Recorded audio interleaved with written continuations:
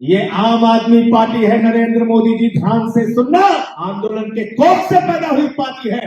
जितना हमको जेल में भेजोगे उतना तुमसे लड़ने का काम। लगाओ मुकदमे, हमको जेल में भेजो। तुमने देश की अर्थव्यवस्था की हालत चौपट कर दी। $97 का हो गया। ये महंगाई देश में आई हुई महंगाई नहीं है, नरेंद्र मोदी के द्वारा लाई हुई महंगाई। देश में तेल महंगा हो गया, डीजल महंगा हो गया, 5 किलो वाला सिलेंडर महंगा हो गया। लेकिन इस देश के बेईमान भारतीय जनता पार्टी के नेता, इनके मंत्री और गोदी मीडिया के लोग कह रहे हैं अमेरिका में तो और महंगा गैस है, कनाडा में तो और महंगा गैस है, अरे हिंदुस्तान में तो सस्ता गैस है। अरे बेईमानो, ये बताओ अमेरिका में तो एक एक आदमी लाखों लाख रुपए कमाता है, उतनी ही कमाई हिंदुस्तान के लोगों की कर दो, हम भी महंगी गैस यहाँ भी मिल रहा है, वहां भी। अरे हमें दुनिया से मतलब नहीं है, हमें हिंदुस्तान से मतलब है। मोदी जी हिंदुस्तान से।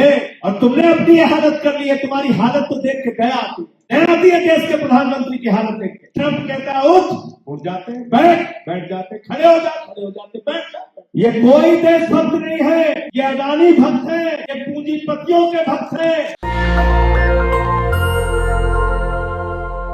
ये आम आदमी पार्टी है नरेंद्र मोदी जी, ध्यान से सुनना। आंदोलन के कोख से पैदा हुई पार्टी है।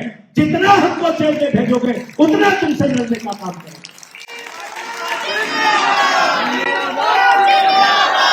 लगाओ मुकदमे, हमको जेल में भेजो। चलाओ लाठी, तुम्हारी लाठी खाने के लिए हम तैयार हैं। लेकिन ये आम आदमी पार्टी के सिपाही हैं, तुमसे लड़ेंगे और जीतेंगे। तुम्हारी बेईमानी को पूरे देश के सामने उजागर करने का काम करेंगे।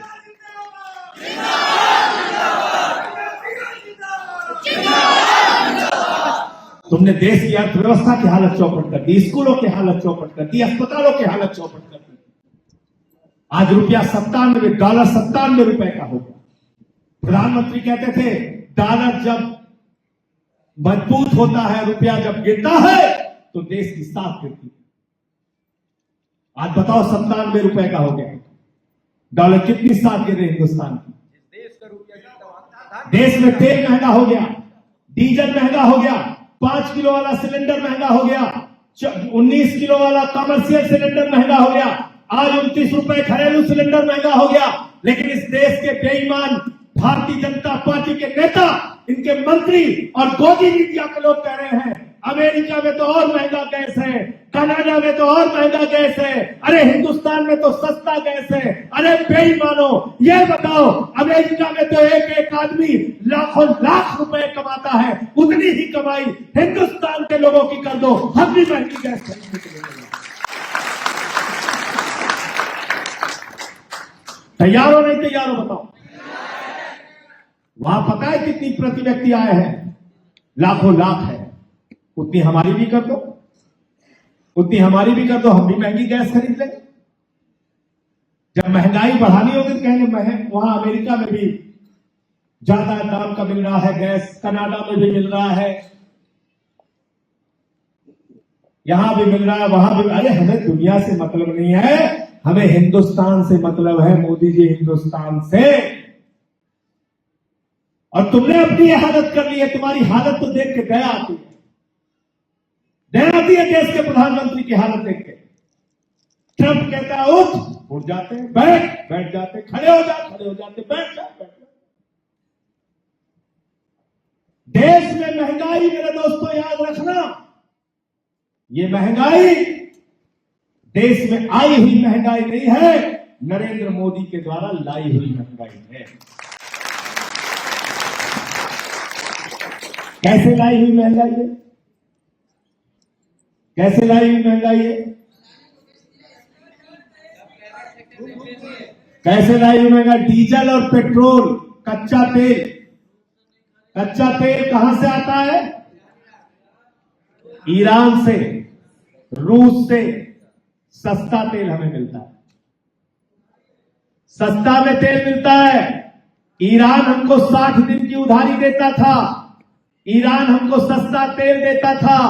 मोदी जी कहते हैं डॉलर बचाना है, ईरान हमको रुपए में तेल देता था।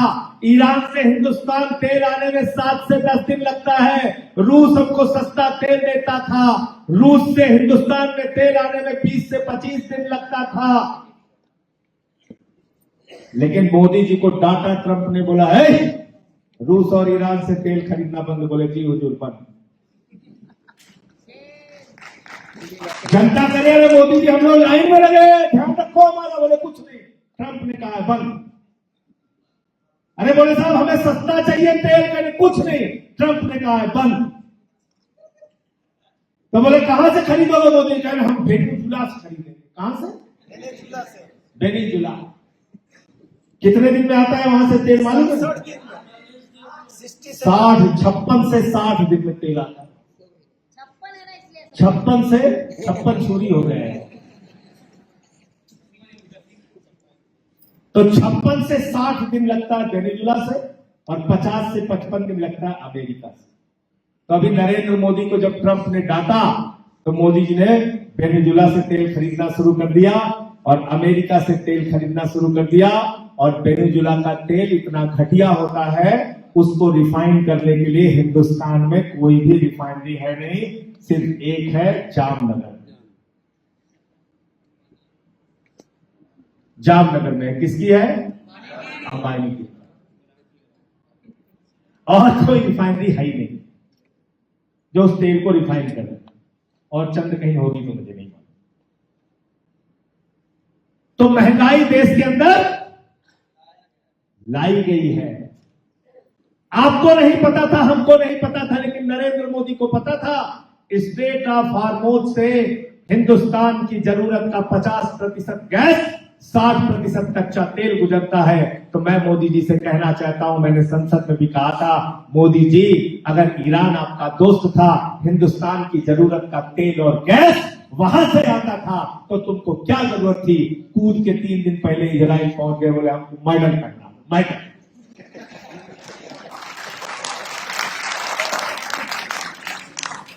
अपना मेडल पहन लिया हम लोग, लेके हम पैदल हो गए। खुद मेडल पहन लिया, हम पैदल हो गए। अब कहने लगे फादरलैंड बताइए। पता नहीं बीजेपी वालों के पापा का लैंड वहां कैसे पहुंच गया। अरे हमारे मदरलैंड हिंदुस्तान है, फादरलैंड भी हिंदुस्तान है।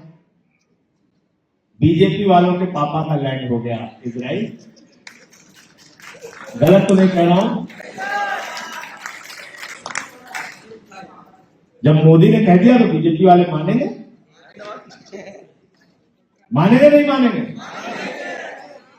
ट्रंप ने एक बार और क्या कहा? मोदी जानता है हम उसका कैरियर खराब कर सकते हैं। देखो तुम लोग बहुत समझदार हो, सब बोलते जा रहे हो, मुझे कब बोलना पड़ रहा है? मैं कब बोल रहा हूं, आप लोग ज्यादा बोल रहे हैं। एप्स्टीन फाइल का टर्म दिखाया, बोले मोदी जानता है मैं उसका कैरियर खराब कर सकता। बोले जी हुजूर कुछ निकालना मत उसमें। ऑपरेशन सिंदूर हुआ, हम सोच रहे थे भारत की सेना, गौरवमयी सेना, वो पीओके पे कब्जा करेगी। उसी वक्त नरेंद्र मोदी ने सरेंडर कर दिया। अरे वो सीज फायर, फिर तुम लोग यार उनके शब्द में फंस जाते, फिर उनके शब्द में फंस जाते हो। अपना शब्द तो शुरू करो। सरेंडर कर दिया, किसके कहने पे? ट्रंप के कहने पे। नाम नरेंद्र, काम सरेंडर, ट्रंप के कहने पे सरेंडर कर दिया। तो भारत की प्रतिष्ठा को पूरी दुनिया में गिराने का काम किसने किया है? किसने किया है? और राष्ट्रभक्ति भक्ति की बात इनसे कभी उम्मीद मत करना। ये कोई देशभक्त नहीं है, ये कोई देशभक्त नहीं है। ये अदानी भक्त है, ये पूंजीपतियों के भक्त है, ये चंद अमीरों के भक्त है। ये देशभक्त भक्त नहीं है। अगर देशभक्त होते तो तुमसे कह रहे सोना ना खरीदो, तुमसे कह रहे तेल ना खरीदो, तुमसे कह रहे खाद ना खरीदो, तुमसे कह रहे वर्क फ्रॉम होम करो। तुम वर्क फ्रॉम होम कर रहे हो। नरेंद्र मोदी जी जहाज में उड़े, पहुंच गए पाक देश की यात्रा। अब घोटाला तो ऐसा ऐसा हो रहा है इनके राज में कि अब उसके नामे लेना। अभी पता चला है तो कोई राजेश को 15 लाख करोड़ का घोटाला कर दिया।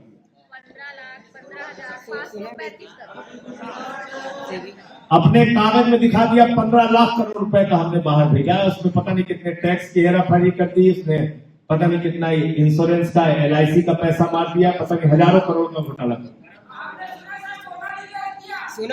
सोना बेचने की भी बात आई है, 1,14,000 करोड़ बेच दिया। चंद्रशेखर जी ने तो गिरवी रख दिया था, हमारे बहादुर 56 इंची ने पूरा बेचे दिया सीधे। तो तुमसे कहता है डॉलर बचाना है, आप डॉलर बचा रहे हो दिन रात मेहनत कर करके, तेल कम इस्तेमाल कर रहे हो, कहीं कहीं तो साइकिल से चल रहे हैं। हमने देखा जयपुर के पुलिस वाले साइकिल से चल, अरे मैंने कहा कोई अपराधी हत्या करके जाएगा तुम साइकिल पे दौड़ाओ, कोई महिलाओं के साथ छेड़खानी करके गुंडा भागे तुम साइकिल से उसके पीछे दौड़ो, 1 लाख मारेगा साइकिल लेकर उधर के जाओ। बताइए आप, मूर्खता की हद है। अरे भाई पुलिस वालों को तो कम से कम गाड़ी दो यार, तो गाड़ी से पीछा करेंगे, साइकिल दे रहे हो उनको, यही हालत है। ऐसी ऐसी मूर्खता है। तो इसलिए साथियों और दोस्तों, पूरे दुनिया में भारत की प्रतिष्ठा को इन्होंने गिराने का काम किया है। आज इस देश के नौजवानों के मुद्दे हैं, इस देश के किसानों के मुद्दे हैं, इस देश के आम आदमी के मुद्दे हैं। क्या क्या बातें आपसे कही गई थी, क्या क्या वादे आपसे किए गए थे, उसको याद रखना।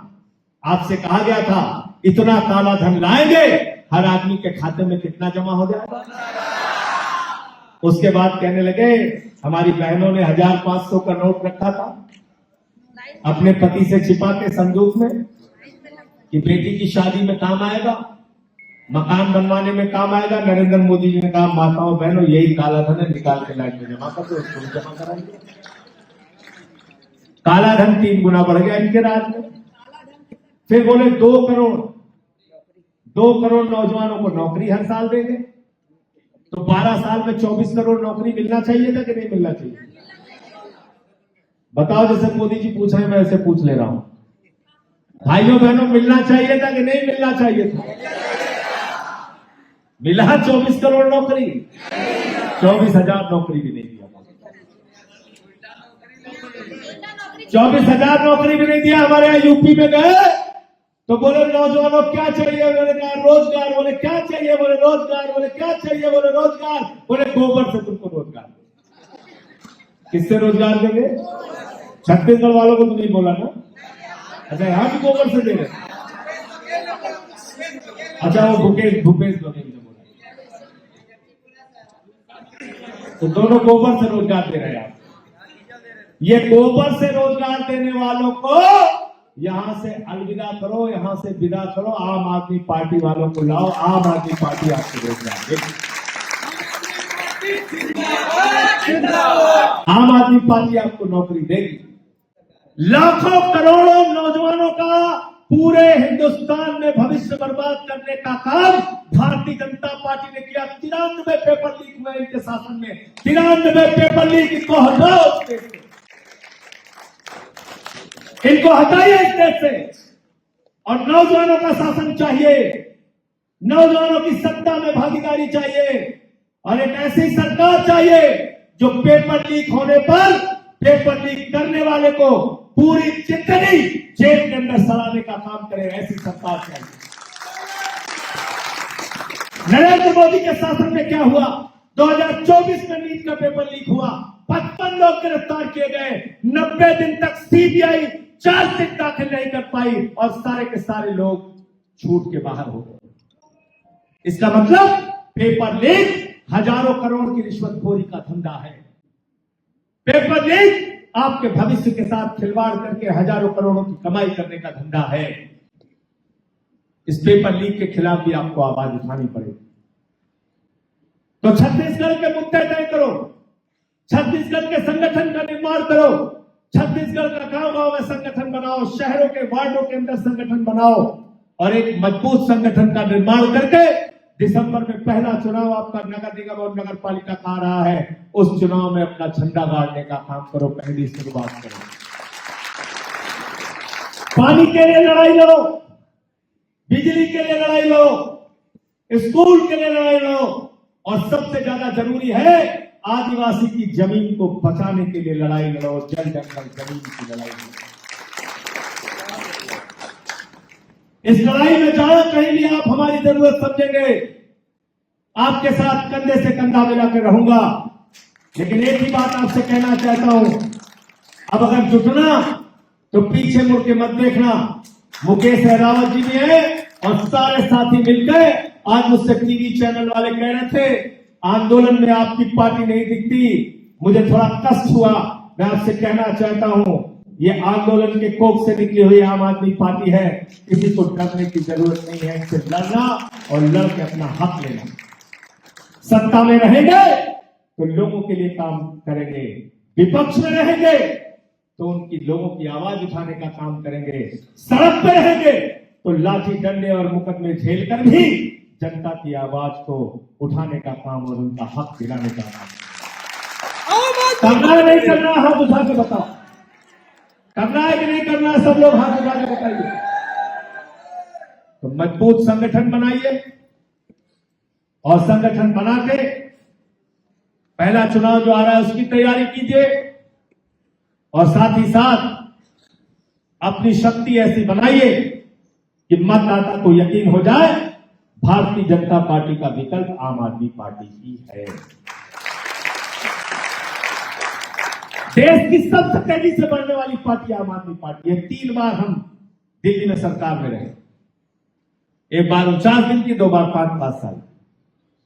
आज हम वहां विपक्ष में, एक बार हम पंजाब में विपक्ष में रहे, दूसरी बार 95 सीटों के साथ वहां सरकार। गुजरात में हमारे 14% वोट के साथ, वहां पर हमारे 5 विधायक हैं।